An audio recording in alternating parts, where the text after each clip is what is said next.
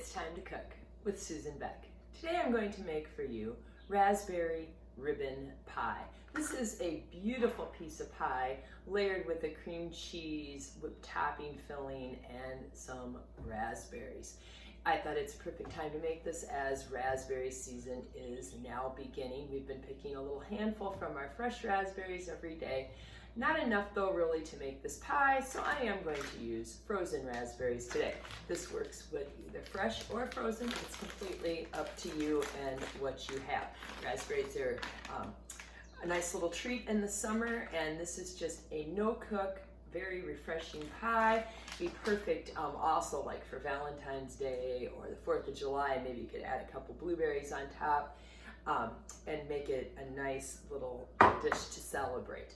Well, I have already made, as you can see, my graham cracker crust. I have previously made a video on how to make the graham cracker crust. This crust used 7 full graham crackers and some brown sugar, white sugar, and melted butter. And the link will be posted below showing you how to make your own graham cracker crust.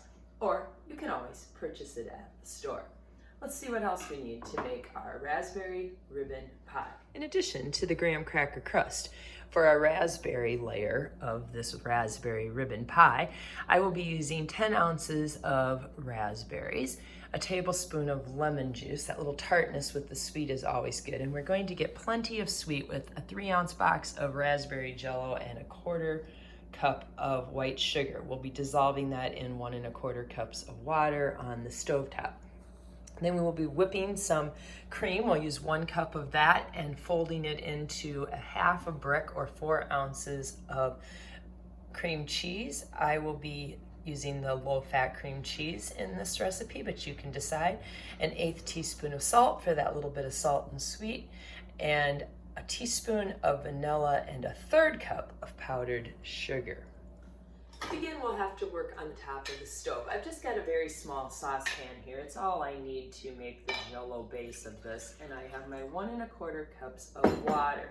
I will be getting that to a boil, and once that is at a good rolling boil, I will add that white sugar and box of Jello. Let's move over to the stovetop. I have placed a lid on my saucepan. That way it will come to a boil a little bit quicker. I've got a good strong simmer going there, but I'd really like to get it more to a rolling boil. So we'll put the lid on for just another minute or so. Oh, now we have a boil going, so we are going to add in that 1 package of 3 ounces raspberry Jello, 1/4 cup sugar, and then with a wooden spoon, that's always nice when you're working with things on high heat, to stir. And we need to stir until the sugar and the Jello is pretty much all sugar, have dissolved completely. It doesn't take very long when the water is this hot. I'm going to turn off my heat here while I stir. And then we will be adding our lemon juice and raspberries. Now the Jello portion of this needs to become quite firm. Not quite to the point where Jello doesn't run at all. I want to be able to still like drop it by spoonfuls. But it definitely needs to become more firm than it is at the moment. So I am going to move that into a different container. That will speed up this process because it's no longer in that hot pan that would also need to cool down. Let's move this crust out of the way here. And into this Jello, we're going to add that tablespoon of lemon juice. There's a cookbook I love called Salt, Fat, Acid, and Heat. Oh, I always get the order of those things mixed up, but they talk a lot about how you should have some acidity with your sweetness. Again, we'll add that saltiness with our cream cheese. So this is a recipe that kind of plays upon all of those things. Also into this Jello here, we need our raspberries. This is a 12-ounce package, so I'm going to save out just a few of them that I'll just use for probably smoothies, or maybe I'll just eat them too. So I'm going to put in almost all of them and just save a few in the bottom of the bag. You really probably could put all of these in as well. This recipe calls for 2 cups of fresh raspberries. That's why I think Anywhere from 10 ounces to 16 ounces would probably work just fine. And I'm just gonna kind of stir those around and allow this hot Jello to take those frozen raspberries out of that frozen state a little bit here. Then this is gonna go into the refrigerator, and unlike Jello, if I was just truly gonna make a raspberry Jello with fresh raspberries or frozen raspberries in it, where I would just leave it sit so that it would set up, I am going to stir this every like 10 minutes or so until I get this to the point where it is kind of more of a spoonful. It kind of clings to my spoon a little bit. Right now it's very runny, but again, I don't want it in that jellied form. It's been about 20 minutes, and as you can see, this is starting to become more of a spooning type of thing than a pouring liquid. I'm going to put this back into the fridge, and while this finishes setting up, I'm going to work on the cream cheese and whipped topping layer. As the Jello filling finishes in the refrigerator, we're going to move on to making our whipped topping and adding the cream cheese to that. I do have my wire whisk attachment in my KitchenAid stand mixer. Oh, I just love this mixer, especially when it comes to something like this. I love it for kneading bread dough too. It just speeds the process up. Again, a hand mixer would work just fine. You just have to stand and hold on to it the whole time. Not that big a deal though. We're gonna run this on a pretty high speed, so it's gonna get fairly noisy here as we do this.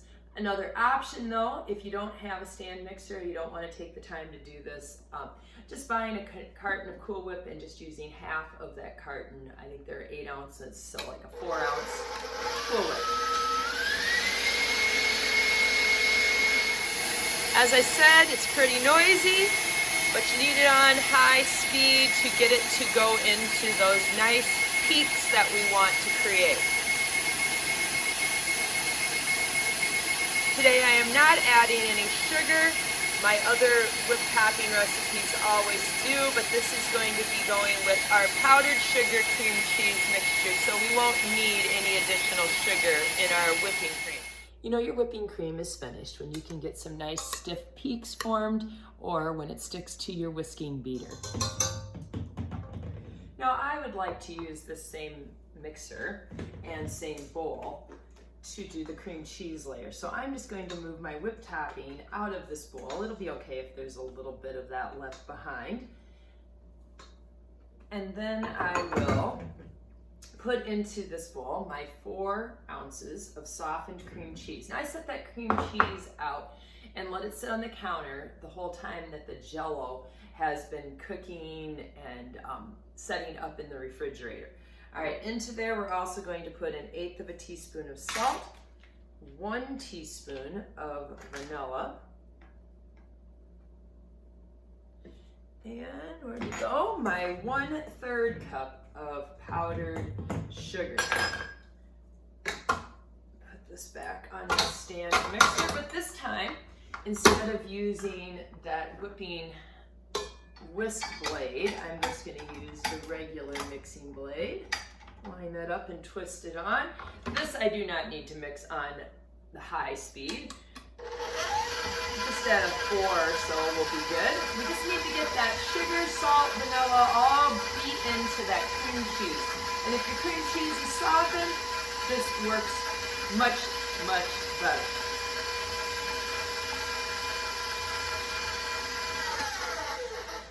That same spatula too. This is all going to end up going in together, but you don't want to whip your cream with anything else in your bowl. We wouldn't want to put that in there right away, or we wouldn't get those nice stiff peaks to form. All right, give it one more stir to be sure everything is incorporated.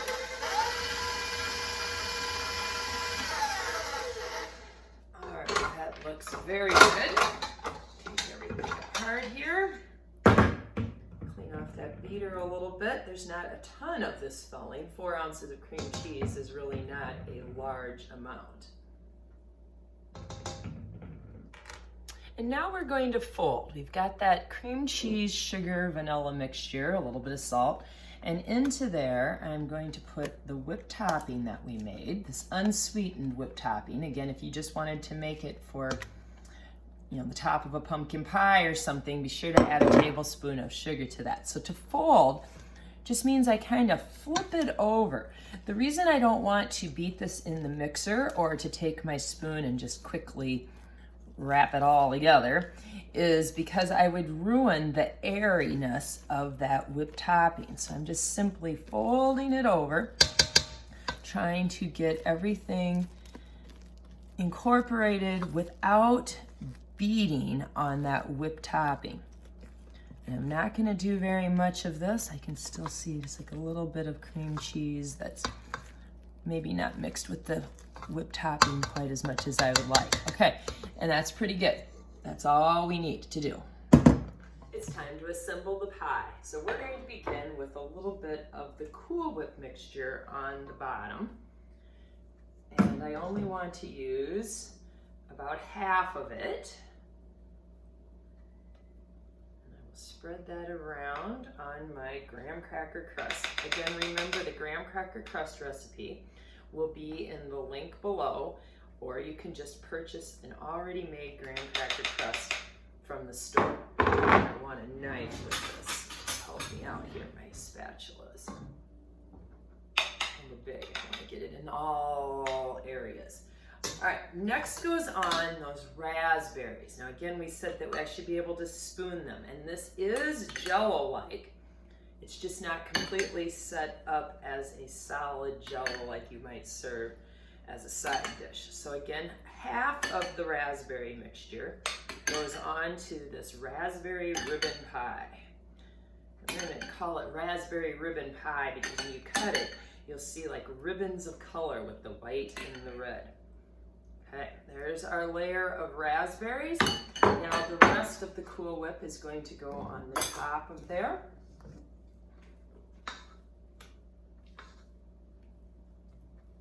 Spread that around. Again, I think I'll use my knife for that. Let's get all of it out first. Off that spatula. All right, ready to spread around our cream cheese Cool Whip. Until we cover all of those berries with it.